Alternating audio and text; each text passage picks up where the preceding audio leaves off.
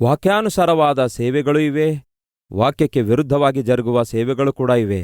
ಆ ದಿನ ಅನೇಕರು ಬಂದು, ಸ್ವಾಮಿ, ನಿನ್ನ ನಾಮದಲ್ಲಿ ನಾವು ದೆವ್ವಗಳನ್ನು ಬಿಡಿಸಲಿಲ್ಲವೋ? ನಿನ್ನ ನಾಮದಲ್ಲಿ ನಾವು ಮಹತ್ಕಾರ್ಯಗಳನ್ನು ಮಾಡಲಿಲ್ಲವೋ? ನಿನ್ನ ನಾಮದಲ್ಲಿ ನಾವು ಅದ್ಭುತ ಕಾರ್ಯ ಮಾಡಲಿಲ್ಲವೋ ಎಂದು ಹೇಳುವರು. ಅಲ್ಲಿ ಅನೇಕರು ಅಂತ ಇದೆಯಾ, ಕೆಲವರು ಅಂತ ಇದೆಯಾ? ಅದನ್ನು ನೋಡೋಣ ಬನ್ನಿರಿ. ಮತ್ತಾಯನ ಸುವಾರ್ತೆ 7ನೇ ಅಧ್ಯಾಯ 22ನೇ ವಚನ. ಆ ದಿನದಲ್ಲಿ ಅನೇಕರು ನನಗೆ, ಆ ದಿನದಲ್ಲಿ ಕೆಲವರು ನನಗೆ ಎಂದು ಇರುವುದಾದರೆ ಅದು ಸ್ವಲ್ಪ ಚೆನ್ನಾಗಿರ್ತಾ ಇತ್ತು. ಕಲ್ವರಿ ಟೆಂಪಲ್ ಸದಸ್ಯರೇ, ಅಥವಾ ಕಲ್ವರಿ ಸ್ವರದ ಮೂಲಕ ನನ್ನ ಸಂದೇಶ ಕೇಳುವಂತಹ ಕ್ರೈಸ್ತಿಯ ಸಮಾಜವೇ, ದಯವಿಟ್ಟು ಕೇಳಿ. ನಾವು ವಾಕ್ಯವನ್ನು ಧ್ಯಾನಿಸುವುದಾದರೆ, ವಾಕ್ಯಾನುಸಾರವಾಗಿ ಜೀವಿಸುವುದಾದರೆ, ವಾಕ್ಯಾನುಸಾರವಾಗಿ ಸೇವೆ ಮಾಡುವುದಾದರೆ ಅದೇ ನಮಗೆ ಕ್ಷೇಮ.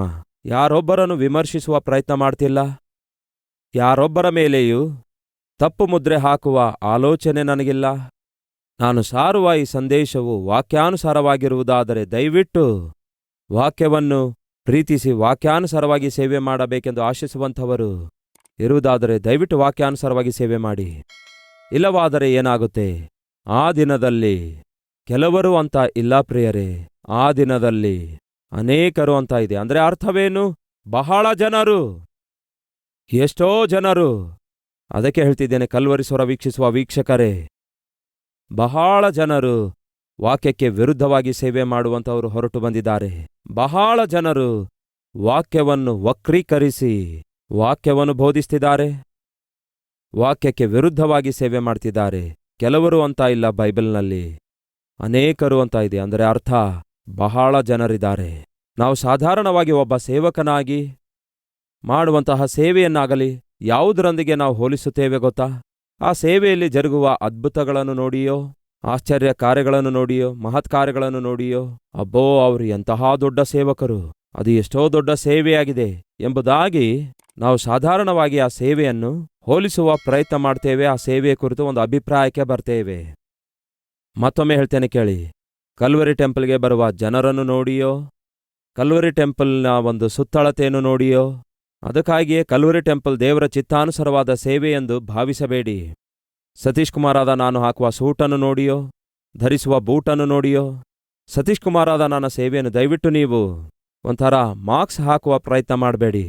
ಕಲ್ವರಿ ಸ್ವರ ವೀಕ್ಷಿಸುವ ನೀವೆಲ್ಲರೂ ಆಗಿರ್ಬೋದು, ಅಥವಾ ಸಂದೇಶ ಸಾರುವಂತಹ ನಾನಾಗಿರ್ಬೋದು, ಆ ಸಂದೇಶ ಕೇಳುವಂತಹ ನೀವೆಲ್ಲ ಆಗಿರ್ಬೋದು. ಸತೀಶ್ ಕುಮಾರಾದ ನಾನು ಮಾಡುವ ಸೇವೆ, ಇಲ್ಲವೇ ಸತೀಶ್ ಕುಮಾರಾದ ನಾನು ಮಾಡುವ ಸೇವೆಯಲ್ಲಿರುವಂತಹ ಅಭಿವೃದ್ಧಿಯನ್ನು ನೋಡಿಯೋ, ಇಲ್ಲವೇ ಜಯಗಳನ್ನು ನೋಡಿಯೋ ನೀವು ಎಂದಿಗೂ ಅಳೆಯುವಂಥವರಾಗಿರಲೇ ಬಾರದು.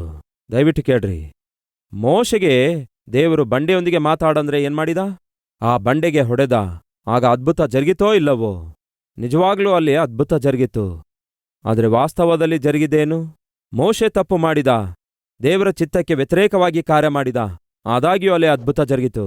ಮೋಶೆ ಮಾಡಿರುವಂತಹ ಅದ್ಭುತ ಕಾರ್ಯ, ಮಹತ್ಕಾರ್ಯವನ್ನು ನೋಡಿ ಮೋಶೆ ಎಂತಹ ದೊಡ್ಡ ಸೇವಕನಾಗಿದ್ದಾನೆ ಎಂಬ ಅಭಿಪ್ರಾಯ ನಮಗುಂಟಾಗಬಹುದು. ಆದರೆ ದೇವರ ದೃಷ್ಟಿಯಲ್ಲಿ ಮಾತ್ರ ಮೋಶೆ ಮಾಡಿರೋದು ಅಪರಾಧ.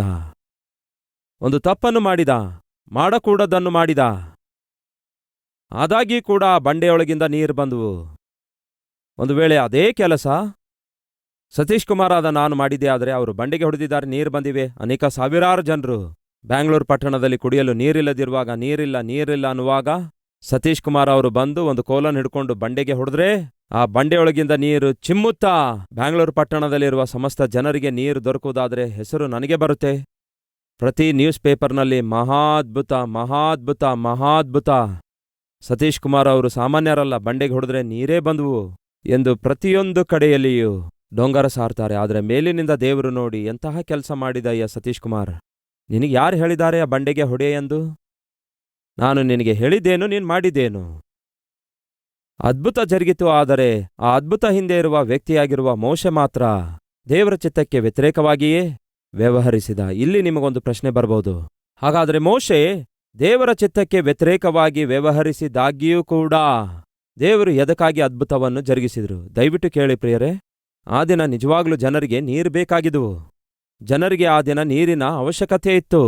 ನೀರಿಲ್ಲದಿದ್ರೆ ಆ ದಿನ ಅವರು ಸಾಯ್ತಾ ಇದ್ರು. ಅದಕ್ಕಾಗಿಯೇ ನೀರು ಅವರಿಗೆ ಬೇಕಿತ್ತು, ನೀರಿನ ಅವಶ್ಯಕತೆ ಇತ್ತು. ಅವರಿಗೆ ನೀರಿನ ಅವಶ್ಯಕತೆ ಇರುವುದರಿಂದ ದೇವರು ನೀರು ಕೊಟ್ಟರು. ಆದರೆ ಆ ನೀರನ್ನು ಕೊಡುವ ಪ್ರಕ್ರಿಯೆಯಲ್ಲಿ ಮೋಶೆ ಮಾತ್ರ ದೇವರ ಚಿತ್ತಕ್ಕೆ ವ್ಯತಿರೇಕವಾಗಿ ವ್ಯವಹರಿಸಿದ. ಜನರಿಗೆ ಸುವಾರ್ತೆ ಅವಶ್ಯಕವಾಗಿದೆ. ಜನರ ಜೀವಿತದಲ್ಲಿ ಬಿಡುಗಡೆ ಅವಶ್ಯಕವಾಗಿದೆ. ಜನರ ಜೀವಿತದಲ್ಲಿ ದೇವರ ಕುರಿತಾದ ಸಂದೇಶದ ಅವಶ್ಯಕತೆ ಇದೆ. ಆ ಸಂದೇಶವನ್ನು ಜನರಿಗೆ ತಲುಪಿಸುವ ಪ್ರಕ್ರಿಯೆಯಲ್ಲಿ ದೇವರು ಸೇವಕರನ್ನು ಉಪಯೋಗಿಸ್ತಾರೆ. ಆದರೆ ಅದೇ ಸೇವಕನು ವಾಕ್ಯಕ್ಕೆ ವಿರುದ್ಧವಾಗಿ ಜೀವಿಸುವುದಾದರೆ ಅದಕ್ಕೆ ಬೆಲೆ ಕಟ್ಟುವಂಥದ್ದು ತಪ್ಪೋದಿಲ್ಲ. ಅರ್ಥವಾಗ್ತಿದೆಯಾ?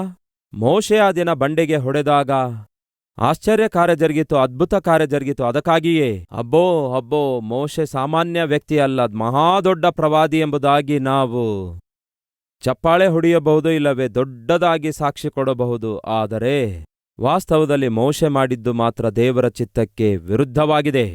ಅವರಿಗೇನೋ ನೀರು ದೊರಕಿದುವು, ಬಂಡೆಯೊಳಗಿಂದ ನೀರು ಸಿಕ್ಕವು, ಅವರ ದಾಹ ತೀರಿಸಲಾಯಿತು. ಆದರೆ ಯಾರು ವಾಗ್ದಾನ ಭೂಮಿ ಮಿಸ್ ಮಾಡ್ಕೊಂಡ್ರು ಗೊತ್ತಾ? ಮೋಶೆಯೇ ಮಿಸ್ ಮಾಡ್ಕೊಂಡ. ಅದಕ್ಕೆ ಹೇಳ್ತಿದ್ದೇನೆ ಪ್ರಿಯ ಸಹೋದರ ಸಹೋದರಿಯರೇ, ಸೇವೆ ಸೇವೆ ಸೇವೆ ಎಂದು ಹೇಳಿ, ಸಂದೇಶ ಸಂದೇಶ ಸಂದೇಶ ಎಂದು ಹೇಳಿ ಒದ್ದಾಡುವುದಕ್ಕಿಂತ, ಒತ್ತಡಕ್ಕೊಳಗಾಗುವುದಕ್ಕಿಂತ ದೇವರು ನನ್ನನ್ನು ಎದಕ್ಕಾಗಿ ಕರೆದಿದ್ದಾರೆ, ದೇವರು ನನಗೆ ಕೊಟ್ಟ ಕೆಲಸ ಏನಾಗಿದೆ, ದೇವರು ನನಗೆ ಕೊಟ್ಟ ಸೇವೆ ಏನಾಗಿದೆ, ಆ ಸೇವೆಯಲ್ಲಿ ನನ್ನ ಪಾತ್ರ ಏನಾಗಿದೆ ಎನ್ನುವುದನ್ನು ವಾಕ್ಯಾನುಸಾರವಾಗಿ ಗುರುತಿಸಿ ಸೇವೆ ಮಾಡುವುದಾದರೆ ಅದು ಪ್ರತಿಯೊಬ್ಬರಿಗೂ ಕ್ಷೇಮವಾಗಿರುತ್ತೆ ಎಂದು ಒಬ್ಬ ಆತ್ಮೀಕ ಸಹೋದರನಾಗಿ 2 ಕೈಗಳನ್ನು ಜೋಡಿಸಿ ನಿಮ್ಮೆಲ್ಲರಿಗೆ ತಿಳಿಯಪಡಿಸುತ್ತೇನೆ. ನಿಮ್ಮನ್ನು ವಿಮರ್ಶಿಸುವ ಪ್ರಯತ್ನವಾಗಲಿ, ಇಲ್ಲವೇ ನಿಮ್ಮಲ್ಲಿ ತಪ್ಪು ಹುಡುಕುವ ಪ್ರಯತ್ನವಾಗಲಿ ನಾನು ಮಾಡ್ತಾ ಇಲ್ಲ. ಹಾಗೆ ಮಾಡುವ ಅವಶ್ಯಕತೆ ನನಗೇನೂ ಇಲ್ಲ. ಅದರಿಂದ ನನಗೆ ಯಾವ ಲಾಭ ಸಿಗುವುದೇ ಇಲ್ಲ. ಆದರೆ ವಾಕ್ಯ ಏನನ್ನು ಹೇಳುತ್ತದೆಯೋ ಆ ವಾಕ್ಯಾನುಸಾರವಾಗಿ ಸೇವೆ ಮಾಡುವುದಕ್ಕಾಗಿಯೇ ದೇವರು ನಮ್ಮನ್ನು ಆರಿಸಿಕೊಂಡಿದ್ದಾರೆ. ಹಾಗಾದರೆ ವಾಕ್ಯಕ್ಕೆ ವಿರುದ್ಧವಾಗಿ ಸೇವೆ ಮಾಡಬಹುದು? 100% ಮಾಡಬಹುದು. ವಾಕ್ಯಕ್ಕೆ ವಿರುದ್ಧವಾಗಿ ಸೇವೆ ಮಾಡುವಾಗ ಅದ್ಭುತ ಮಹತ್ಕಾರ್ಯಗಳು ಜರುಗುತ್ತವೆಯೋ? 100% ಜರುಗುತ್ತವೆ. ಹೇಗೆ? ಮೋಶೆಯ ಜೀವಿತದಲ್ಲಿ ನಾವು ನೋಡಿದೇವಲ್ಲವೇ? 2ನೇದು, ಫರೋಹನ ಮುಂದೆ ಮೋಶೆ ತನ್ನ ಕೋಲನ್ನು ಎಸೆದಾಗ ಏನಾಯಿತು? ಹಾವಾಗಿ ಮಾರ್ಪಟ್ಟಿತು, ಸರ್ಪವಾಗಿ ಮಾರ್ಪಟ್ಟಿತು. ಅದನ್ನು ನೋಡಿದ ಫರೋ ಏನು ಹೇಳ್ತಾನೆ? ಓಹೋ, ಅಷ್ಟೇನಾ, ನಮ್ಮ ಮಂತ್ರವಾದಿಗಳು ಕೂಡ ಬರ್ತಾರೆ ಎಂದು ಹೇಳಿ ತನ್ನ ಮಂತ್ರವಾದಿಗಳನ್ನು ಕರೀತಾನೆ. ಅವರೂ ಕೋಲನ್ನು ಕೆಳಗೆ ಎಸೆಯುತ್ತಾರೆ. ಹಾವಾಯ್ತೋ ಇಲ್ಲವೋ? ಅವರ ಕೈಕೋಲು ಕೆಳಗೆ ಎಸೆದಾಗ ಅವುಗಳು ಕೂಡ ಹಾವಾದವು. ಯಶ್, ಫರೋಹನ ಬಳಿಯಲ್ಲಿರುವಂತಹ ಮಂತ್ರವಾದಿಗಳು ಕೂಡ ಅದ್ಭುತಗಳನ್ನು ಮಾಡಿದರು. ಸಹೋದರ ಸಹೋದರಿಯರೇ, ಸಭೆಯೇ ಕೇಳಿರಿ. ನಾವು ಒಬ್ಬ ಸೇವಕನನ್ನಾಗಲಿ ಒಂದು ಸಭೆಯನ್ನಾಗಲಿ ಪರೀಕ್ಷಿಸಲು ಇಚ್ಛಯಿಸುವುದಾದರೆ, ಪರಿಶೋಧಿಸಲು ಇಚ್ಛಯಿಸುವುದಾದರೆ ಜರುಗುವಂತಹ ಔಟ್ಸೈಡ್ ವಿಸ್ಮಯವಾಗಿರುವ ವಿನ್ಯಾಸವಾಗಲಿ ವಿಚಿತ್ರಗಳಾಗಲಿ ನೋಡುವಂಥದ್ದಲ್ಲ. ಒಬ್ಬ ಸೇವಕನನ್ನಾಗಲಿ ಒಂದು ಸೇವೆಯನ್ನಾಗಲಿ ನೀವು ಅಳತೆ ಮಾಡಿ ಪರೀಕ್ಷಿಸಲು ಇಚ್ಛಯಿಸುವುದಾದರೆ ಅವರು ಪ್ರಕಟಿಸುವಂತಹ ವಾಕ್ಯವಾಗಿದೆ. ವಾಕ್ಯಾನುಸಾರವಾಗಿ ಅವರು ಮಾಡುವಂತಹ ಸೇವೆಯಾಗಿರಬೇಕು. ಅದರ ಮೇಲೆ ಸೇವೆ ಕಟ್ಟಲ್ಪಡುತ್ತೆ, ಆ ಸೇವೆ ನಿಲ್ಲಲ್ಪಡುತ್ತೆ. ವಾಕ್ಯದಿಂದಲೇ ಒಬ್ಬ ಸೇವಕನನ್ನು ನೋಡಿರಿ. ವಾಕ್ಯದ ಮೂಲಕವೇ ಒಬ್ಬ ಸೇವಕನ ಸೇವೆಯನ್ನು ಪರಿಶೀಲಿಸಿ ನೋಡಿರಿ. ಇದು ಬಹು ಅಮೂಲ್ಯವಾಗಿದೆ. Success is not the sign of doing God's will. ಒಬ್ಬ ವ್ಯಕ್ತಿ ಸೇವೆಯಲ್ಲಿ ಹೊಂದಿಕೊಳ್ಳುವಂತಹ ಜಯಗಳು ಅದೇ ವಾಕ್ಯಾನುಸಾರವಾದ ಸೇವೆಗೆ ನಿದರ್ಶನ ಎಂದು ಹೇಳುವ ಹಾಗೆ ಇಲ್ಲ. ಪ್ರಪಂಚದಲ್ಲಿ ದೊಡ್ಡ ದೊಡ್ಡ ಸೇವಕರಿದ್ದಾರೆ, ವಾಕ್ಯಕ್ಕೆ ವಿರುದ್ಧವಾಗಿಯೇ ಸೇವೆ ಮಾಡಿದ್ದಾರೆ. ಆದಾಗ್ಯೂ ಕೂಡ ಅವರ ಸೇವೆಯಲ್ಲಿ ದೊಡ್ಡ ದೊಡ್ಡ ಆಶ್ಚರ್ಯ ಮಹತ್ಕಾರ್ಯಗಳು ಜರುಗಿದವು. ಅವರಲ್ಲಿ ಒಬ್ಬರು ಯಾರೆಂದರೆ ಬೆನ್ನಿಹಿನ್ ಅವರ ಸೇವೆಯಲ್ಲಿ ಎಷ್ಟೋ ಅದ್ಭುತ ಕಾರ್ಯಗಳು ಮಹತ್ಕಾರ್ಯಗಳು ಜರುಗಿರುತ್ತವೆ. ಎಷ್ಟೋ ಜನರು ಸ್ವಸ್ಥತೆ ಹೊಂದಿರ್ತಾರೆ. ಆದರೆ ಈ ದಿನ ಅದೇ ಬೆನ್ನಿಹಿನ್ ಅವರು ಪಬ್ಲಿಕ್ ಆಗಿ ಸಾಕ್ಷಿ ಕೊಡ್ತಿದ್ದಾರೆ. ಏನೆಂದು ಗೊತ್ತಾ? ಇದುವರೆಗೂ ನಾನು ಮಾಡಿರುವಂತಹ ಸೇವೆ ವಾಕ್ಯಾನುಸಾರವಾದದ್ದು ಅಲ್ಲ. ದಯವಿಟ್ಟು ನಾನು ಮಾಡಿರುವ ಸೇವೆಯನ್ನು ಯಾರೊಬ್ಬರೂ ಅನುಸರಿಸಬೇಡಿರಿ. ನಾನಂದುಕೊಂಡೆ ಇವೆಲ್ಲವೂ ಕೂಡ, ನಾನು ಸ್ಟೇಜ್ ಮೇಲೆ ಮಾಡಿರುವ ಇವೆಲ್ಲವೂ ಕೂಡ ಅದೇ ಪ್ರಾಮುಖ್ಯ ಅಂದುಕೊಂಡೆ, ಅದೇ ಜನರಿಗೆ ಅವಶ್ಯಕವಾಗಿದೆ ಅಂದುಕೊಂಡೆ. ಅದನ್ನೇ ನಾನು ಪ್ರೋತ್ಸಾಹಿಸಿದ್ದೇನೆ, ಅದಕ್ಕಾಗಿಯೇ ನಾನು ತವಕಿಸಿದ್ದೇನೆ. ಆದರೆ ಈ ದಿನ ನನಗೆ ಅರ್ಥವಾದದ್ದೇನೆಂದರೆ, ಶರೀರ ಸಂಬಂಧವಾದ ಅದ್ಭುತಕ್ಕಿಂತಲೂ ಅತಿ ಶ್ರೇಷ್ಠವಾದದ್ದು ಆತ್ಮಿಕವಾದ ರೋಗದಲ್ಲಿರುವಂಥವರಿಗೆ ಬಿಡುಗಡೆಯನ್ನುಂಟು ಮಾಡುವುದಕ್ಕೋಸ್ಕರ ವಾಕ್ಯ ಪ್ರಕಟಿಸುವುದೇ ಅತ್ಯಂತ ಶ್ರೇಷ್ಠವಾಗಿದೆ ಎಂದು ನಾನು ಈಗ ಅರ್ಥ ಮಾಡಿಕೊಂಡಿದ್ದೇನೆ ಎಂಬುದಾಗಿ ಅದೇ ಬೆನ್ಹಿನ್ ಅವರು ಪಬ್ಲಿಕ್ ಆಗಿ ಸಾಕ್ಷಿ ಕೊಡ್ತಿದ್ದಾರೆ. ಅದೇನೆಂದರೆ, ಗತದಲ್ಲಿ ನಾನು ಶರೀರ ಸಂಬಂಧವಾದವುಗಳಿಗೋಸ್ಕರ ಅವುಗಳನ್ನೇ ಕಾನ್ಸಂಟ್ರೇಟ್ ಮಾಡಿ ಅದನ್ನೇ ನನ್ನ ಸೇವೆ ಎಂದು ಭಾವಿಸಿದ್ದೇನೆ. ಆದರೆ ಮಾನಸಿಕವಾಗಿಯೂ ಶಾರೀರಿಕವಾಗಿಯೂ ಆತ್ಮಿಕವಾಗಿಯೂ ನಾನು ಪರಿಪಕ್ವತೆಗೆ ಬಂದಾಗ ದೇವರು ನನ್ನನ್ನು ಸಂಧಿಸಿ ಮಾತಾಡಿದ್ದೇನೆಂದರೆ, ಇದು ಅಯ್ಯ ನಿಜವಾದ ಸೇವೆ, ವಾಕ್ಯಾನುಸಾರವಾದ ಸೇವೆ ನಿಜವಾದ ಸೇವೆಯಾಗಿದೆ. ಬೆನ್ಹಿನ್ ಅವರು ಕೂಡ ಸ್ವಲ್ಪ ಮಟ್ಟಿಗೆ ಒಪ್ಪಿಕೊಳ್ತಾರೆ, ಅವರು ಮಾಡಿರುವ ಸೇವೆ ವಾಕ್ಯಾನುಸಾರವಾದ ಸೇವೆ ಅಲ್ಲವೆಂದು. ಒಪ್ಪಿಕೊಳ್ಳಲಾರ್ದ ಹಾಗೆ ಕಣ್ಮುಚ್ಚಿಕೊಂಡವರು ಈ ಲೋಕದಲ್ಲಿ ಬಹಳ ಜನ ಇದ್ದಾರೆ. ಆ ದಿನದಲ್ಲಿ ಅನೇಕರು, ಮತ್ತೊಮ್ಮೆ ಜ್ಞಾಪಕಗೊಳಿಸುತ್ತೇನೆ, ಆ ದಿನದಲ್ಲಿ ಅನೇಕರು ನನ್ನನ್ನು ನೋಡಿ, ಆ ದಿನ ಯೇಸುವನ್ನು ನೋಡಿ ಹೇಳ್ತಾರಂತೆ, ಪ್ರಭುವೇ, ಸ್ವಾಮಿ, ನಾವು ನಿನ್ನ ಹೆಸರಿನಲ್ಲಿ ಪ್ರವಾದಿಸಲಿಲ್ಲವೋ? ನಿನ್ನ ಹೆಸರಿನಲ್ಲಿ ದೆವ್ವಗಳನ್ನು ಬಿಡಿಸಲಿಲ್ಲವೋ? ನಿನ್ನ ಹೆಸರಿನಲ್ಲಿ ಅನೇಕ ಮಹತ್ಕಾರ್ಯಗಳನ್ನು ಮಾಡಲಿಲ್ಲವೋ ಅನ್ನುತ್ತಾರಂತೆ. ಯಾರ ಹೆಸರಲ್ಲಿ? ಯೇಸುವಿನ ಹೆಸರಿನಲ್ಲಿಯೇ. ಅದನ್ನೇ ಅವರು ಹೇಳ್ತಿದ್ದಾರೆ. ನಿನ್ನ ನಾಮದಲ್ಲಿ, ಅಂದ್ರೆ ಯೇಸುವಿನ ನಾಮದಲ್ಲಿ ನಾವು ಪ್ರವಾದಿಸಲಿಲ್ಲವೋ? ಯೇಸುವಿನ ನಾಮದಲ್ಲಿ ನಾವು ಅದ್ಭುತಗಳನ್ನು ಮಾಡಲಿಲ್ಲವೋ? ಯೇಸುವಿನ ನಾಮದಲ್ಲಿ ನಾವು ದೆವ್ವಗಳನ್ನು ಬಿಡಿಸಲಿಲ್ಲವೋ ಎಂದು ಹೇಳುವರು. ಆಗ ನಾನು ನಿಮ್ಮನ್ನು ಎಂದಿಗೂ ಅರಿಯನು. ಅಕ್ರಮ ಮಾಡುವವರೇ, ಅಕ್ರಮ ಮಾಡುವವರೇ, ನನ್ನಿಂದ ತೊಲಗಿ ಹೋಗಿರಿ ಎಂದು ಎಲ್ಲರ ಮುಂದೆ ಹೇಳುವೆನು. ಇವರು ಯಾರಾಗಿದ್ದಾರೆ? ಕಳ್ತನ ಮಾಡಿದವರಾಗಿದ್ದಾರೋ? ಇವರು ಯಾರಾಗಿದ್ದಾರೆ? ದೌರ್ಜನ್ಯ ಮಾಡಿದವರಾಗಿದ್ದಾರೋ? ದುರ್ಮಾರ್ಗತನದ ಕೆಲಸ ಮಾಡಿದವರಾಗಿದ್ದಾರೋ? ಯಾರನ್ನು ನೋಡಿ ಯೇಸು ಹೋಗಿರಿ ನನ್ನ ಬಳಿಯಿಂದ ಎಂಬುದಾಗಿ ಹೇಳ್ತಾರಂತೆ? ಅಕ್ರಮ ಮಾಡುವಂಥವರನ್ನು. ಅಕ್ರಮಕ್ಕೆ ವ್ಯತಿರೇಕವಾದ ಪದ ಹೇಳ್ರಿ. ಯಾವುದು? ಸಕ್ರಮ. ಹಾಗೆ ಸಕ್ರಮಕ್ಕೆ ವ್ಯತಿರೇಕವಾದ ಪದ ಅಕ್ರಮ. ಅಂದರೆ ಸಕ್ರಮವಾದ ಸೇವೆಯೂ ಇದೆ, ಅಕ್ರಮವಾದ ಸೇವೆಯೂ ಇದೆ. ಈ ದಿನ ಈ ಎರಡು ಸೇವೆಗಳು ಜರುಗುತ್ತಿವೆ. ಅಕ್ರಮವಾಗಿ ಅಂದರೆ ವಾಕ್ಯಕ್ಕೆ ವಿರುದ್ಧವಾಗಿ ಸೇವೆ ಜರುಗುತ್ತಾ ಇದೆ, ಆದಾಗ್ಯೂ ಅದು ಸಕ್ರಮವಾಗಿಯೇ ಕಾಣಿಸಿಕೊಳ್ಳುತ್ತೆ. ಪ್ರಿಯ ಸಹೋದರ ಸಹೋದರಿಯರೇ, ನನ್ನ ಮನವಿ, ವಾಕ್ಯಾನುಸಾರವಾದ ಸೇವೆಯೇ ಕೊನೆಗೆ ನಿಲ್ಲುತ್ತದೆ. ಅದೇ ನಿಮ್ಮನ್ನು ಪರಲೋಕದಲ್ಲಿ ನಿಲ್ಲುವಂತೆ ಮಾಡುತ್ತೆ. ಒಬ್ಬ ಸೇವಕನಾಗಿ ಯೇಸುವಿನ ವಾಕ್ಯವನ್ನೇ ಪ್ರೀತಿಸಿ ಯೇಸುವಿನ ವಾಕ್ಯವನ್ನೇ ಬೋಧಿಸುವಂತಹ ಒಬ್ಬ ದೀನ ವಾಕ್ಯೋಪದೇಶಕನಾಗಿ ನನ್ನ ಮನವಿಯೇನೆಂದರೆ, ಯಾರೇ ಸೇವೆ ಮಾಡಿದ್ರೂ ಕೂಡ ದಯವಿಟ್ಟು ವಾಕ್ಯಾನುಸಾರವಾಗಿ ಸೇವೆ ಮಾಡಿ. ಸತೀಶ್ ಕುಮಾರ್ ಅವರು ಬೋಧಿಸುವ ಬೋಧನೆ ಪ್ರಕಾರ ಜೀವಿಸಿರಿ ಎಂದು ಹೇಳ್ತಾ ಇಲ್ಲ ಪ್ರಿಯರೇ. ಸತೀಶ್ ಕುಮಾರ್ ಸಾರುವ ಸಂದೇಶಗಳನ್ನು ನೋಡ್ರಿ, ಆ ಸಂದೇಶ ಅನುಸರಿಸಿರಿ ಎಂದು ಹೇಳ್ತಾ ಇಲ್ಲ, ಮರೆತು ಕೂಡ ಹೇಳ್ತಾ ಇಲ್ಲ. ಯಾಕೆಂದ್ರೆ Satish Kumar is not perfect. Satish Kumar perfect ಅಲ್ಲ, ಹಾಗೂ ಪರಿಪೂರ್ಣರೂ ಅಲ್ಲ. ಸತೀಶ್ ಕುಮಾರ್ ಆದ ನಾನು ಸಾರುವ ಸಂದೇಶಗಳು 100% ಪರಿಪೂರ್ಣವಾಗಿಲ್ಲದೇ ಇರಬಹುದು, ಆದರೆ ಈ ಪರಿಶುದ್ಧ ಸತ್ಯವೇದ ಮಾತ್ರ ಪರಿಪೂರ್ಣವಾದದ್ದಾಗಿದೆ. ಇದನ್ನು ನಮಗೆ ಅನುಕೂಲವಾಗಿ ಮಾಡಿಕೊಂಡು ನನ್ನ ಸೇವೆಯೇ ವಾಕ್ಯಾನುಸಾರವಾದ ಸೇವೆ ಎಂಬ ಭ್ರಮೆಯಲ್ಲಿ ಜೀವಿಸಿದರೆ ಕೊನೆಗೆ ಹೋಗಬೇಕಾದ ಸ್ಥಳಕ್ಕೆ ನಾವು ಹೋಗಲಾರದೆ ನಿಂತು ಹೋಗ್ತೇವೇನೋ. ಕೊನೆಗೆ ಹೋಗಬೇಕಾದ ಸ್ಥಳಕ್ಕೆ ಮೋಶೆ ಹೋಗಲಾರದೆಯೇ ನಿಂತು ಹೋದ ಕಾರಣ ಗೊತ್ತಾ? ದೇವರು ಹೇಳಿದ್ದಕ್ಕೆ ವ್ಯತಿರೇಕವಾಗಿಯೇ ಮಾಡಿದ. ಯಾರು? ಈ ಮೋಶೆ ದೇವರಿಂದ ಆರಿಸಲ್ಪಟ್ಟವನೇ ಆಗಿದ್ದ, ಕರೆ ಹೊಂದಿಕೊಂಡವನೇ ಆಗಿದ್ದ. ಭೂಮಿಯ ಮೇಲೆ ಅವನಂತಹ ಸಾತ್ವಿಕನು ಬೇರೆ ಯಾರೂ ಇಲ್ಲ. ಧರ್ಮಶಾಸ್ತ್ರವನ್ನೇ ಕೊಟ್ಟವನೇ ಆಗಿದ್ದ, ದೇವರೊಂದಿಗೆ ಮುಖಾಮುಖಿಯಾಗಿ ಮಾತಾಡಿದವನೇ ಆಗಿದ್ದ, ಎಷ್ಟೋ ಅದ್ಭುತಗಳನ್ನು ಮಾಡಿದವನೇ ಆಗಿದ್ದ. ಆದರೆ ಕೊನೆಯಲ್ಲಿ ಮಿಸ್ ಮಾಡಿಕೊಂಡ ಪ್ರಿಯರೇ, ವಾಗ್ದಾನ ಭೂಮಿಗೆ ಸೇರ್ಲಿಕ್ಕಾಗಲಿಲ್ಲ. ಕಾರಣ ಗೊತ್ತಾ? ದೇವರು ಅವನಿಗೆ ಹೇಳಿದೊಂದು, ಅವನು ಮಾಡಿದಿನ್ನೊಂದು. ಮತ್ತೊಮ್ಮೆ ಹೇಳ್ತೇನೆ ಕೇಳಿ, ಒಬ್ಬ ಸೇವಕನನ್ನಾಗಲಿ, ಒಂದು ಸಭೆಯನ್ನಾಗಲಿ, ಇಲ್ಲವೇ ಒಂದು ಸಂದೇಶವನ್ನಾಗಲಿ, ಅವರಿಗಿರುವಂತಹ ಸೇವೆಯ ಸೈಜನ್ನಾಗಲಿ, ಆ ಸಭೆಗೆ ಬರುವ ಜನಸಮೂಹವನ್ನಾಗಲಿ ನೋಡಿ ದಯವಿಟ್ಟು ಆ ಸೇವಕನ ವಿಷಯದಲ್ಲಿ ಒಂದು ಅಭಿಪ್ರಾಯಕ್ಕೆ ಬರಬೇಡಿರಿ. ಅಂಥವರಲ್ಲಿ ಸತೀಶ್ ಕುಮಾರಾದ ನನ್ನನ್ನು ಕೂಡ ನೀವು ಸತೀಶ್ ಕುಮಾರಾದ ನನ್ನನ್ನು ನೋಡುವಾಗ, ಅಯ್ಯೋ ಕಲ್ವರಿ ಟೆಂಪಲ್ಗೆ ಎಷ್ಟೋ ಮಂದಿ ಬರ್ತಾರಲ್ಲವೇ, ಎಷ್ಟೋ ಜನರು ಬರ್ತಾರಲ್ಲವೇ, ಎಷ್ಟೋ ದೊಡ್ಡ ಸಭೆಯಾಗಿದೆ. ಅದರ ನಿಮಿತ್ತವಾಗಿ ಅಲ್ಲ, ಸತೀಶ್ ಕುಮಾರಾದ ನನ್ನ ಜೀವಿತವನ್ನು, ಸತೀಶ್ ಕುಮಾರಾದ ನನ್ನ ಸೇವೆಯನ್ನು ನೀವು ಲೆಕ್ಕಿಸಬೇಕಾದದ್ದು. ಮತ್ತೊಮ್ಮೆ ಹೇಳ್ತೇನೆ ಕೇಳಿ, ಸತೀಶ್ ಕುಮಾರಾದ ನನ್ನ ಸೇವೆ ನೀವು ನೋಡಬೇಕಾದರೆ ನಾನು ಸಾರುವ ಸಂದೇಶವನ್ನು ವಾಕ್ಯಾನುಸಾರವಾಗಿದೆಯೋ ಇಲ್ಲವೋ ಎನ್ನುವುದರ ಮೇಲೆ ಆಧಾರವಾಗಿದೆ. ಪರಿಶುದ್ಧ ಸತ್ಯವೇದದಲ್ಲಿರುವ ವಾಕ್ಯವನ್ನು ಇದ್ದುದನ್ನು ಇದ್ದ ಹಾಗೆ ನಿಮಗೆ ನಾನು ಬೋಧಿಸಲಾರದೆ, ಈ ವಾಕ್ಯಾನುಸಾರವಾಗಿ ನಾನು ಸೇವೆ ಮಾಡಲಾರದೆ, ಅದ್ಭುತವಾದ ಸಕ್ಸಸ್ ನಾನು ನೋಡಿದರೂ ಕೂಡ ಈ ಸೇವೆ ನಿಲ್ಲುವಂತಹ ಅವಕಾಶ ಇರುವುದೇ ಇಲ್ಲ. ಚಿಕ್ಕ ಸೇವೆಯಾಗಿರ್ಬೋದು, ಚಿಕ್ಕ ಸಭೆಯಾಗಿರಬಹುದು, ಆದಾಗ್ಯೂ ವಾಕ್ಯಾನುಸಾರವಾಗಿ ಸೇವೆ ಮಾಡುತ್ತಾ ನೀವು ಸಂದೇಶ ಕೊಡ್ತಿರುವುದಾದರೆ ಆ ಸಭೆ ನಿಲ್ಲುತ್ತದೆ, ಆ ಸೇವೆ ನಿಲ್ಲುತ್ತದೆ. ಅದನ್ನೇ ಕರ್ತನ ನಾಮದಲ್ಲಿ ನಾನು ಹೇಳಲಿಚ್ಛಯಿಸಿದ್ದು. ಪ್ರಪಂಚದಲ್ಲಿ ದೊಡ್ಡ ದೊಡ್ಡ ಸೇವೆಗಳಿವೆ, ದೊಡ್ಡ ದೊಡ್ಡ ಸೇವಕರುಗಳಿದ್ದಾರೆ, ಅವು ಕುಸಿದು ಬಿದ್ದಿವೆ. ಅದಕ್ಕೆ ಪ್ರಧಾನ ಕಾರಣ ಏನೆಂದರೆ ಅವರು ಸಕ್ಸಸ್ ಅನ್ನು ಆಧಾರ ಮಾಡಿಕೊಂಡು ಅದೇ ಸೇವೆಯಾಗಿದೆ ಎಂಬುದಾಗಿ ಭಾವಿಸಿದರು. ಆದರೆ ವಾಕ್ಯಕ್ಕೆ ವಿರುದ್ಧವಾಗಿ ಜೀವಿಸಿದರು. ಫಲಿತವಾಗಿ ಸೇವೆಯೂ ಕುಸಿದು ಬಿದ್ದಿತು, ಸಭೆಗಳು ಕುಸಿದು ಬಿದ್ದುವು.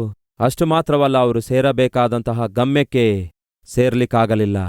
ಸೇವೆಯಲ್ಲಿ ಸ್ತ್ರೀಯರ ಪಾತ್ರ ಏನಾಗಿದೆ, ಪುರುಷರ ಪಾತ್ರ ಏನಾಗಿದೆ ಎಂದು ಮತ್ತೆ ನಾನು ವಿವರವಾಗಿ ಹೇಳುವ ಅಗತ್ಯವಿಲ್ಲ.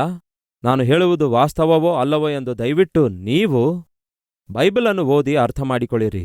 ಇಲ್ಲ ನಾನು ಇಂತಹ ಪುಸ್ತಕ ಓದಿದ್ದೇನೆ, ಇಲ್ಲ ಇಂತಹ ಗ್ರಂಥದಲ್ಲಿ ಓದಿದ್ದೇನೆ, ಇಂತಹ ಕಾಮೆಂಟ್ರಿಯಲ್ಲಿ ಓದಿದ್ದೇನೆ ಅನ್ನುವುದೆಲ್ಲ ಪಕ್ಕಕ್ಕೆ ತಳ್ಳಿಹಾಕಿ ಬೈಬಲನ್ನು ಓದ್ರಿ. ಬೈಬಲ್ನಲ್ಲಿ ಏನಿದೆ ಎಂದು ನೋಡಿರಿ.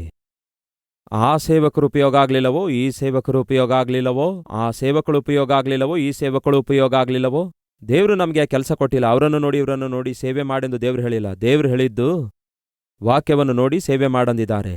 ನಾನು ಬಹಳ ಸಂದರ್ಭದಲ್ಲಿ ಬಹಳ ಜನರೊಂದಿಗೆ, ಹೆಚ್ಚು ಜನರೊಂದಿಗೆ ಇಲ್ಲದಿದ್ರೂ ಕನಿಷ್ಠ ಕೆಲವರೊಂದಿಗೆ ನಾನು ಮಾತಾಡುವಾಗ, ನೀವು ಮಾಡುತ್ತಿರುವ ಸೇವೆ ವಾಕ್ಯಾನುಸಾರವಾದ ಸೇವೆ ಎಂದು ವಾಕ್ಯದಿಂದ ನೀವು ನಿರೂಪಿಸಬಲ್ಲಿರೋ ಎಂದು ಪ್ರಶ್ನಿಸಿದರೆ, ನಿಮಗೆ ಗೊತ್ತಾ ಬ್ರದರ್, ಕ್ರಿಸ್ತಶಕ 300ನೇ ವರ್ಷದಲ್ಲಿ ಇಂಥ ಊರಲ್ಲಿ ಏನಾಗಿತ್ತು ಗೊತ್ತಾ, ಅವರು ಎಂತಹ ಸೇವೆ ಮಾಡಿದ್ರು ಗೊತ್ತಾ ಎನ್ನುವುದನ್ನು ಪಕ್ಕಕ್ಕಿಡ್ರಿ. ಕ್ರಿಸ್ತಶಕ 300ನೇ ವರ್ಷದಲ್ಲಿ, ಕ್ರಿಸ್ತಶಕ 700 ವರ್ಷದಲ್ಲಿ, 1000 ವರ್ಷದಲ್ಲಿ, ಆ ದೇಶದಲ್ಲಿ ಈ ದೇಶದಲ್ಲಿ, ಇವೆಲ್ಲ ನಮಗೆ ಯಾಕೆ ಬೇಕು? ನಮ್ಮ ಕಣ್ಮುಂದೆ ಈ ವಾಕ್ಯವಿರುವಾಗ ಅವರನ್ನು ಇವರನ್ನು ನೋಡಿ ಅಲ್ಲ ನಾವು ಸೇವೆ ಮಾಡಬೇಕಾದದ್ದು, ವಾಕ್ಯವನ್ನು ನೋಡಿ ಸೇವೆ ಮಾಡಬೇಕು. ಅದಕ್ಕಾಗಿಯೇ ವಾಕ್ಯಾನುಸಾರವಾಗಿ ಸೇವೆ ಮಾಡುವ ಪ್ರಯತ್ನ ಮಾಡಿದರೆ ಅಂತಹ ಸೇವೆ, ಅಂತಹ ಸಂಸ್ಥೆ, ಅಂತಹ ಸಭೆ, ಅಂತಹ ಸಾಕ್ಷಿ ನಿಲ್ಲುತ್ತದೆ. ಯೆರೂಸಲೇಮಿನಲ್ಲಿ ಒಂದು ಅದ್ಭುತವಾದ ಸಭೆ ಇತ್ತು. ಆ ಸಭೆ ಯಾರ ಮನೆಯಲ್ಲಿ ಪ್ರಾರಂಭಿಸಲಾಯಿತು ಎನ್ನುವುದಾದರೆ, ಮರಿಯಳು ಎನ್ನುವಂತಹ ಒಬ್ಬ ಆತ್ಮೀಕಳ ಮನೆಯಲ್ಲಿ ಸಭೆ ಪ್ರಾರಂಭಿಸಲಾಯಿತು. ಈ ತಾಯಿಗಿರುವ ಆಸೆ ಏನೆಂದರೆ, ಪೇತ್ರನು ಅಲ್ಲಿಗೆ ಬರುವಾಗ, ಯೋಹಾನ ಅಲ್ಲಿಗೆ ಬರುವಾಗ, ಯಾಕೋಬ ಅಲ್ಲಿಗೆ ಬರುವಾಗ, ಇವರೆಲ್ಲರೂ ಬಂದು ಅಲ್ಲಿ ವಾಕ್ಯವನ್ನು ಸಾರುತ್ತಿರುವಾಗ, ಅನೇಕ ಜನರು ಕೂಡಿ ಬಂದು ಆ ವಾಕ್ಯವನ್ನು ಕೇಳಿ ಆ ಜನರೆಲ್ಲ ರಕ್ಷಿಸಲ್ಪಡುತ್ತಿರುವಾಗ, ದೇವರು ನನಗೆ ಕೊಟ್ಟಿರುವ ಈ ಆಸ್ತಿಯಲ್ಲಿ, ದೇವರು ನನಗೆ ಕೊಟ್ಟಿರುವ ಈ ಭವನದಲ್ಲಿ ಎಷ್ಟೋ ಅದ್ಭುತವಾದಂತಹ ಸೇವೆಯಲ್ಲಿ ಜರುಗುತ್ತಾ ಇದೆ ಅಲ್ಲವೇ? ಈ ಸೇವಕರೊಂದಿಗೆ ನನ್ನ ಮಗನು ಕೂಡ ಸೇವೆ ಮಾಡಿದ್ರೆ ಎಷ್ಟು ಚೆನ್ನಾಗಿರುತ್ತೆ, ನನ್ನ ಮಗನು ಕೂಡ ಸೇವೆ ಮಾಡಿದ್ರೆ ಎಷ್ಟು ಚೆನ್ನಾಗಿರುತ್ತೆ, ನನ್ನ ಮಗನು ಕೂಡ ವಾಕ್ಯ ಬೋಧಿಸಿದ್ರೆ ಎಷ್ಟು ಚೆನ್ನಾಗಿರುತ್ತೆ ಎಂದು ಸಹಜವಾಗಿ ಸೇವೆ ಪ್ರೀತಿಸುವ ಯಾವುದೇ ತಾಯಿಯಾಗಲಿ, ಸೇವಕರನ್ನು ಪ್ರೀತಿಸುವಂತಹ ಇಲ್ಲವೇ ಸಭಾ ಸೇವೆಯನ್ನು ಪ್ರೀತಿಸುವಂತಹ ಯಾವುದೇ ತಾಯಿಯಾಗಲಿ ಅದನ್ನೇ ಕೋರಿಕೊಳ್ತಾಳೆ. ಹಾಗೆಯೇ ಈ ಮರಿಯಳು ಎಂಬ ತಾಯಿ ಕೂಡ ಅದನ್ನೇ ಕೋರಿಕೊಂಡಳು. ಯಾಕೆಂದರೆ ಆಕೆಗೂ ಕೂಡ ಒಬ್ಬ ಮಗನಿದ್ದನು. ಆ ಮಗನು ದೇವರ ಸೇವೆ ಮಾಡಬೇಕೆಂದು ಆಕೆ ಆಶಿಸಿದಳು. ಅದೇ ಸಮಯದಲ್ಲಿ ಆ ದಿನಗಳಲ್ಲಿ ದೊಡ್ಡ ಉಜ್ಜೀವನವನ್ನು ಆದಿಸಭೆ ಕಂಡಿತು. ಅದರಲ್ಲಿ ಒಂದೇನೆಂದರೆ, ಸೌಲನು ಎನ್ನುವಂತಹ ಒಬ್ಬ ಯವನಸ್ಥನು ಅದ್ಭುತವಾಗಿ ದೇವರಿಂದ ಸಂಧಿಸಲ್ಪಟ್ಟಿದ್ದ. ಅಲ್ಲಿಯವರೆಗೂ ಸಭೆಯನ್ನು ಬಹಳವಾಗಿ ಹಿಂಸೆಗೊಳಿಸಿ ಬಾಧಿಸಿರುವಂತಹ, ಸಭಿಕರನ್ನು ಹೊಡೆಯಿಸಿ ಹಿಂಸೆಗೊಳಿಸಿ ಸೆರೆಮನೆಯೊಳಗಡೆ ಹಾಕಿಸಿ ಬಹಳ ದುರ್ಮಾರ್ಗಿಯಂತೆ ವ್ಯವಹರಿಸಿರುವ ಸೌಲನು ಪೌಲನಾಗಿ ಮಾರ್ಪಟ್ಟ. ಸೌಲನನ್ನು ಕಂಡ್ರೆ ಯೆರೂಸಲೇಮಿನಲ್ಲಿರುವ ಪ್ರತಿಯೊಬ್ಬರಿಗೆ ಭಯ, ಪ್ರಾಮುಖ್ಯವಾಗಿ ಕ್ರೈಸ್ತರಿಗೂ ಕ್ರೈಸ್ತಿಯ ಬೋಧಕರಿಗೂ ಭಯ ಇತ್ತು.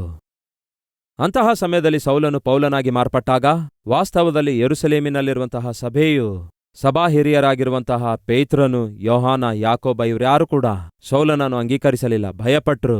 ಆ ಸೌಲನು ಸಭೆಗಳ ಮೇಲೆ ದಾಳಿ ಮಾಡಿ ಸಭೆಯ ಸಭೀಕರನ್ನು ಹಿಂಸೆಗೊಳಿಸಿ ಬಾಧಿಸಿ ಬಂಧಿಸಿ ಸೆರೆಮನೆಯೊಳಗಡೆ ಹಾಕಿಸುತ್ತಿದ್ದಾನೆ. ಈಗ ಅವನು ಹೊಂದಿಕೊಂಡಿರುವ ಮಾರ್ಪಡುವಿಕೆ ಕೂಡ ಸೆರೆಮನೆಯೊಳಗೆ ಜನರನ್ನು ಹಾಕಿಸುವ ಪ್ರಕ್ರಿಯೆಯ ಒಂದು ಭಾಗವಾಗಿದೆ, ಅದು ನಿಜವಾದದಲ್ಲ ಎಂಬ ಭಾವನೆಯೊಂದಿಗೆ ಸೌಲನನ್ನು ವಾಸ್ತವದಲ್ಲಿ ಆದಿಸಭೆಗೆ ಹಿರಿಯರಾಗಿರುವ ಈ ಶಿಷ್ಯರೆಲ್ಲರೂ ಕೂಡ ಹತ್ತಿರಕ್ಕೂ ಬರಗೊಡಿಸಲಿಲ್ಲ. ಹಾಗೆ ಯಾರು ಬರಗೊಡಿಸದಿರುವಾಗ ಬರ್ನಬಾ ಎನ್ನುವಂತಹ ಆದರಣೆಯ ಪುತ್ರನು ಪೌಲನ ಜೀವಿತದಲ್ಲಿ ಕಂಡಿರುವಂತಹ ಸಾಕ್ಷಿಯನ್ನು, ಅವನು ಪ್ರಕಟಿಸುತ್ತಿರುವ ಸಂದೇಶದ ಸಾರಾಂಶವನ್ನು ಗುರುತಿಸಿ ಗ್ರಹಿಸಿ ಪೌಲನನ್ನು ಕರೆತಂದು ಯೆರೂಸಲೇಮಿನಲ್ಲಿರುವ ಸಭೆಗೆ ಪರಿಚಯಿಸಿರೋದೇ ಬರ್ನಬನು. ಅಂತಿಯೋಕ್ಯ ಎಂಬ ಪಟ್ಟಣದಲ್ಲಿ ಒಂದು ಅದ್ಭುತವಾದ ಸಭೆ ಸ್ಥಾಪಿಸಲಾಗುತ್ತೆ. ಆ ಸಭೆಯನ್ನು ಪ್ರೋತ್ಸಾಹಿಸುವುದಕ್ಕಾಗಿ ಬರ್ನಬನು ಅಲ್ಲಿಗೆ ಹೋಗುತ್ತಾನೆ.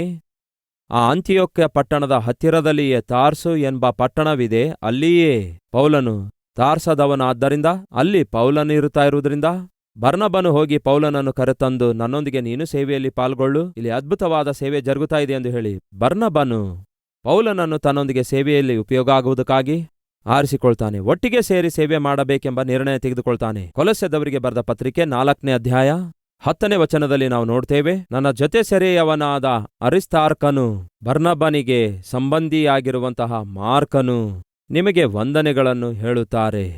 ದಯಾದ ನಾಗಿರುವ ಎಂದು ಮಾರ್ಕನ ಬಗ್ಗೆ ಇಲ್ಲಿದೆ, ಆದರೆ ಅದು ನಮಗೆ ಅರ್ಥ ಆಗದೇ ಇರ್ಬೋದು. ಅದರ ಅರ್ಥ ಸಮೀಪ ಬಂಧು ಆಗಿದ್ದಾನೆ, ಕಝನ್ ಎಂದು ಇಂಗ್ಲಿಷ್ನಲ್ಲಿದೆ. ಬಹುಶಃ ಬರ್ನಬನು ಹಾಗೆಯೇ ಮರಿಯಳು ಅಣ್ಣ ತಂಗಿ ಆಗಿರಬಹುದು, ರೈಟ್? ಈಗ ಮಾರ್ಕನು ಬರ್ನಬನಿಗೆ ಬಂಧುವಾಗಿದ್ದಾನೆ. ಯಾಕೆಂದರೆ ಬರ್ನಬನು ಮರಿಯಳ ಬಂಧುವಾಗಿದ್ದಾನೆ.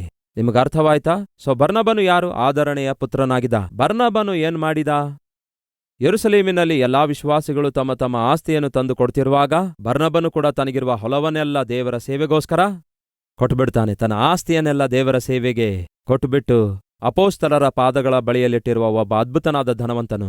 ಬರ್ನಬನು ಯಾವ ರೀತಿ ಒಬ್ಬ ಧನವಂತನೋ ಹಾಗೆಯೇ ಮರಿಯಳು ಕೂಡ ಧನವಂತಳಾಗಿದ್ದಳು. ಈ ಕುಟುಂಬ ಧನವಂತರ ಕುಟುಂಬವಾಗಿತ್ತು. ಅದಕ್ಕಾಗಿಯೇ ಬರ್ನಬ ಮರಿಯಳ ಬಂಧು ಆಗಿರುವುದರಿಂದ ಅವನಿಗಿರುವ ಆಸೆ ಏನೆಂದರೆ ಮಾರ್ಕನು ಕೂಡ ಸೇವೆ ಮಾಡಬೇಕು, ನಮ್ಮ ಬಂಧುವಾದ ಮಾರ್ಕನು ಕೂಡ ಸೇವೆಯಲ್ಲಿ ಪಾಲ್ಗೊಳ್ಳಬೇಕು. ಅದೇ ಸಮಯದಲ್ಲಿ ಜರುಗಿದ್ದೇನೆಂದರೆ ಬರ್ನಬ ಪೌಲನು ಸೇರಿ ಸುವಾರ್ತೆ ಸೇವೆ ಮಾಡುವುದಕ್ಕೋಸ್ಕರ ಪ್ರಯಾಣ ಪ್ರಾರಂಭಿಸುತ್ತಾರೆ. ಅದಕ್ಕೆ ಫಸ್ಟ್ ಮಿಷನರಿ ಜರ್ನಿ ಅನ್ನುತ್ತಾರೆ. ಮೊದಲ ಸುವಾರ್ತೆ ಪ್ರಯಾಣ ಆಗಿದೆ. ಪೌಲ ಬರ್ನಬ ಸೇರಿ ಸೇವೆ ಮಾಡಬೇಕು ಎಂದು ತೀರ್ಮಾನ ತೆಗೆದುಕೊಂಡಾಗ ನಾನಂದುಕೊಳ್ತೇನೆ ಈ ಮರಿಯಳು ಬರ್ನಬನಿಗೆ ಹೇಳಿರುತ್ತಾಳೆ, ಹೇಗೂ ನೀನು ಸೇವೆಗೆ ಹೋಗ್ತಿದೆಯಲ್ಲವೇ, ನಿನ್ನೊಂದಿಗೆ ನನ್ನ ಮಗನನ್ನು ಸೇವೆಗೆ ಕರೆದೊಯ್ಯಬಹುದಲ್ಲವೇ? ಅವನು ಸೇವೆಯಲ್ಲಿ ಉಪಯೋಗ ಆಗಬೇಕು, ಸೇವೆಯಲ್ಲಿ ಉಪಯುಕ್ತವಾದ ಪಾತ್ರೆಯಾಗಿ ಸೇವೆ ಸಲ್ಲಿಸಬೇಕು. ನನ್ನ ಮಗನನ್ನು ಕೂಡ ನೀನು ಕರೆದೊಯ್ಯಬಹುದಲ್ಲವೇ ಎಂಬುದಾಗಿ ಸ್ವಲ್ಪ ಮಟ್ಟಿಗೆ ಆಕೆಯ ಮಗನು ಸೇವೆಯಲ್ಲಿ ಉಪಯೋಗ ಆಗಬೇಕೆಂಬ ಉದ್ದೇಶದಿಂದ ತನ್ನ ಮಗನನ್ನು ಸೇವೆಗೆ ಕಳಿಸಬೇಕೆಂದು ಪ್ರಯತ್ನಿಸ್ತಾಳೆ. ವಾಸ್ತವದಲ್ಲಿ ಮಾರ್ಕನು ರಕ್ಷಿಸಲ್ಪಟ್ಟಿದ್ದಾನೋ? ವಾಸ್ತವದಲ್ಲಿ ಮಾರ್ಕನು ಸೇವೆ ಮಾಡಬೇಕೆಂಬ ತಾತ್ಪರ್ಯವುಳ್ಳವನಾಗಿದ್ದಾನೋ? ವಾಸ್ತವದಲ್ಲಿ ಮಾರ್ಕನು ನಿಜವಾಗ್ಲೂ ಸೇವೆಯ ತವಕವುಳ್ಳವನಾಗಿದ್ದಾನೆ ಎಂಬುದಾಗಿ ಪ್ರಶ್ನೆ ಮಾಡಿಕೊಳ್ಳುವುದಾದರೆ ಪ್ರಶ್ನೆಯಾಗಿ ಹೇಳಿಕೊಂಡಿತು.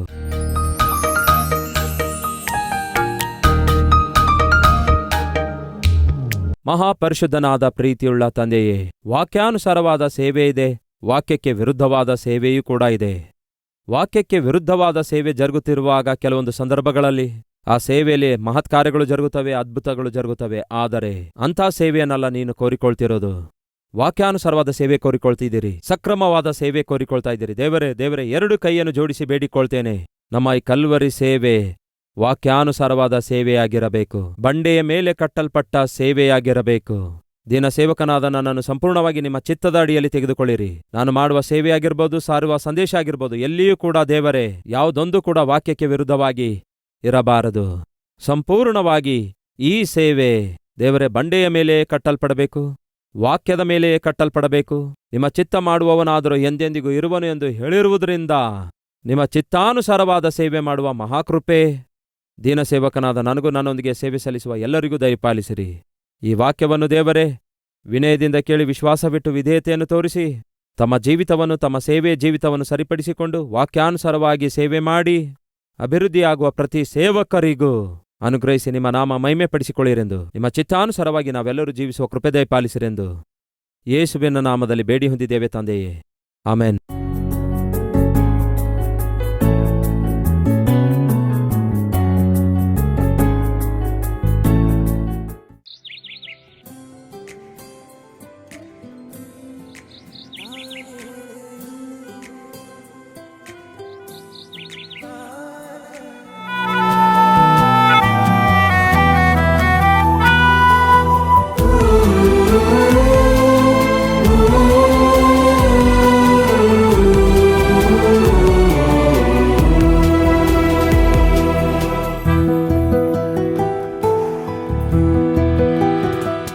ಈ ದಿನ ಕಲ್ವರಿ ಸ್ವರವನ್ನು ಕೋಟ್ಯಾಂತರ ಜನ ವೀಕ್ಷಿಸುತ್ತಿದ್ದಾರೆ.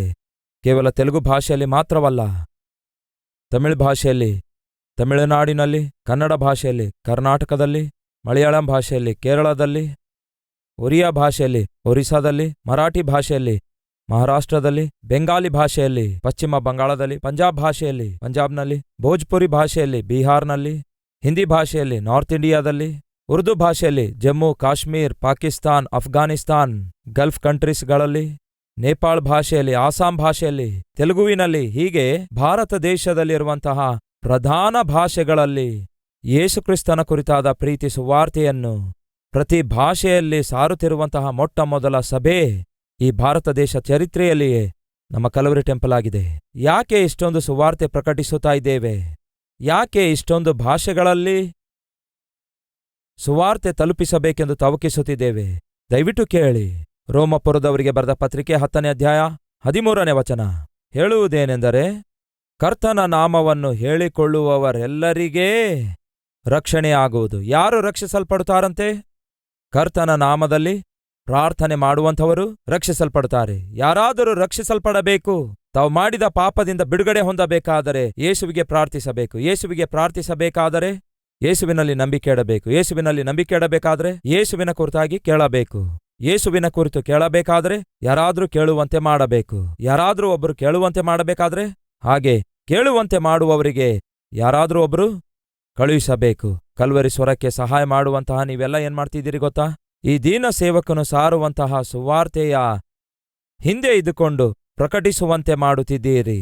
ನಾನು ಸಾರುವಂತಹ ಈ ಸಂದೇಶಗಳು 17 ಭಾಷೆಗಳಲ್ಲಿ ಭಾರತ ದೇಶದ 4 ದಿಕ್ಕುಗಳಲ್ಲಿ ಸಾರಲ್ಪಡ್ತಿದೆ. ಭಾರತ ದೇಶದಲ್ಲಿ ಅಷ್ಟೇ ಅಲ್ಲ, ನಮ್ಮ ಬಲಗಡೆಯಲ್ಲಿರುವ ಬಾಂಗ್ಲಾದೇಶಲ್ಲಾಗಿರ್ಬೋದು, ನಮ್ಮ ಕೆಳಭಾಗದಲ್ಲಿರುವ ಶ್ರೀಲಂಕಾದಲ್ಲಿ, ಮೇಲಿರುವಂತಹ ನೇಪಾಲ್ನಲ್ಲಿ, ಎಡಭಾಗದಲ್ಲಿರುವ ಪಾಕಿಸ್ತಾನ್, ಅಫ್ಘಾನಿಸ್ತಾನ್, ಗಲ್ಫ್ ಕಂಟ್ರೀಸ್ಗಳಲ್ಲಿ ಈ ದಿನ ಕಲ್ವರಿ ಸ್ವರ ಪ್ರಸಾರವಾಗುತ್ತಾ ಇದೆ. ಅವರು ಮಾತಾಡುವಂತಹ ಭಾಷೆಯಲ್ಲಿಯೇ ಕೇವಲ ನಮ್ಮ ದೇಶದಲ್ಲಿ ಮಾತ್ರವಲ್ಲ, ನಮ್ಮ ದೇಶದ ಸುತ್ತಲಿರುವಂತಹ ದೇಶಗಳಲ್ಲಿ ಸುವಾರ್ತೆ ಸಾರುತ್ತಾ ಇದ್ದೇವೆ. ಮುಂದ್ಬರುವಂತಹ ದಿನಗಳಲ್ಲಿ ಏಷ್ಯಾ ಖಂಡದಲ್ಲಿರುವಂತಹ ಪ್ರತಿ ದೇಶಕ್ಕೆ ಸುವಾರ್ತೆ ಸಾರುವಂತಹ ಸಭೆಯಾಗಿ ನಮ್ಮ ಸಭೆಯನ್ನು ದೇವರು ಆಶೀರ್ವದಿಸಬೇಕು ಎಂದು ನಾವು ಪ್ರಾರ್ಥಿಸುವವರಾಗಿರಬೇಕು. ನಾವು ತಿಳಿದುಕೊಂಡಿರುವ ಸತ್ಯವನ್ನು ತಿಳಿಸಲಾರದೇ ಇರುವುದಾದರೆ ಎಷ್ಟು ನಷ್ಟ. ಒಂದು ನಿರ್ಣಯ ತೆಗೆದುಕೊಳ್ಳಿ. ನಾನು ರಕ್ಷಿಸಲ್ಪಟ್ಟಿರುವುದಾದರೆ ಯಾರೋ ಒಬ್ಬರು ನನಗೆ ಯೇಸುವಿನ ಬಗ್ಗೆ ತಿಳಿಸಿದ್ರು. ಹಾಗೆಯೇ ನಶಿಸಿ ಹೋಗುವಂಥವರು ರಕ್ಷಿಸಲ್ಪಡಬೇಕಾದರೆ ನಮಗೆ ಇಷ್ಟು ಚೆನ್ನಾಗಿ ವಾಕ್ಯ ಸಾರುವಂತಹ ದೀನ ಸೇವಕರನ್ನು ದೇವರು ನಮ್ಗೆ ಕೊಟ್ಟಿದ್ದಾರೆ. ವಾಕ್ಯ ಬಹು ವಿವರವಾಗಿಯೂ, ವಾಕ್ಯ ಬಹು ಅರ್ಥಗರ್ಭಿತವಾಗಿಯೂ, ಎಲ್ಲರೂ ಅರ್ಥ ಮಾಡಿಕೊಳ್ಳುವ ವಿಧಾನದಲ್ಲಿಯೂ ವಾಕ್ಯ ಸಾರುವಂತಹ ಸೇವಕರನ್ನು ದೇವರು ನಮ್ಗೆ ಕೊಟ್ಟಿದ್ದಾರೆ. ಈ ಸೇವಕರಿಗೆ ಸಹಾಯ ಮಾಡುವುದಾದರೆ, ಇಂತಹ ಸಂದೇಶವನ್ನು ಅನೇಕ ಲಕ್ಷಾಂತರ ಜನರು ಕೇಳುವಂತೆ ಮಾಡುವುದಾದರೆ ಅನೇಕರ ಜೀವಿತಗಳು ಬದಲಾಗುತ್ತವೆ ಎಂಬ ನಂಬಿಕೆ ಖಂಡಿತವಾಗಿ ನಿಮ್ಮೆಲ್ಲರಿಗೆ ಇದ್ದೇ ಇರುತ್ತೆ. ಆ ನಂಬಿಕೆಯುಳ್ಳ ಸಹೋದರ ಸಹೋದರಿಯರೇ, ಅದನ್ನು ಕ್ರಿಯೆಯಲ್ಲಿಡಿರಿ, ಸುವಾರ್ತೆ ತಲುಪಿಸಿರಿ. ಕರ್ತನ ನಾಮದಲ್ಲಿ ಪ್ರಾರ್ಥಿಸುವವರೆಲ್ಲರಿಗೆ ಏನಾಗುತ್ತೆ? ರಕ್ಷಣೆ ಉಂಟಾಗ್ತದೆ. ಹಾಗೆ ಪ್ರಾರ್ಥಿಸಬೇಕಾದರೆ ನಂಬಿಕೆ ಇಡಬೇಕು. ಹಾಗೆ ನಂಬಿಕೆ ಇಡಬೇಕಾದರೆ ಕೇಳಬೇಕು. ಕೇಳಬೇಕಾದರೆ ಯಾರಾದರೂ ಒಬ್ಬರು ಕೇಳುವಂತೆ ಮಾಡಬೇಕು. ಕೇಳುವಂತೆ ನನ್ನಂತಹ ಸೇವಕರು ಮಾಡಬೇಕಾದರೆ ನನ್ನ ಹಿಂದೆ ಇದ್ದುಕೊಂಡು ಏನ್ ಮಾಡಬೇಕು? ಈ ಸೇವಕನ ಸ್ವರವನ್ನು ಅನೇಕ ಭಾಷೆಗಳಲ್ಲಿ ತರ್ಜುಮೆ ಮಾಡಿ ಕೇಳುವಂತೆ ಮಾಡಬೇಕು. ನಾನೇನು ಮಾಡಬಲ್ಲೆನೋ ಬಹುಶಃ ಅದು ನೀವು ಮಾಡಲಾರದೇ ಇರಬಹುದು. ನೀವೇನನ್ನು ಮಾಡಬಲ್ಲಿರೋ ಬಹುಶಃ ಅದನ್ನು ನಾನು ಮಾಡ್ಲಿಕ್ಕಾಗದೇ ಇರಬಹುದು. ನೀವು ನಾನು ಒಟ್ಟಿಗೆ ಸೇರುವುದಾದರೆ ಲೋಕಕ್ಕೆ ಸುವಾರ್ತೆಯನ್ನು ತಲುಪಿಸಬಹುದು.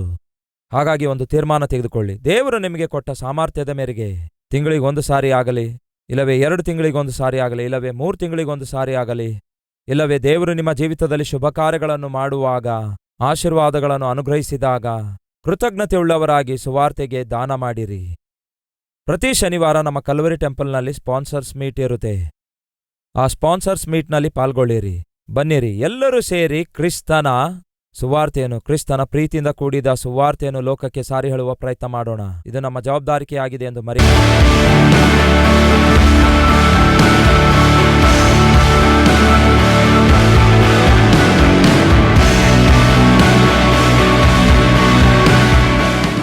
ನಮ್ಮ ವಿಳಾಸ Calvary, post box number 30, Kukatpally, Hyderabad 72.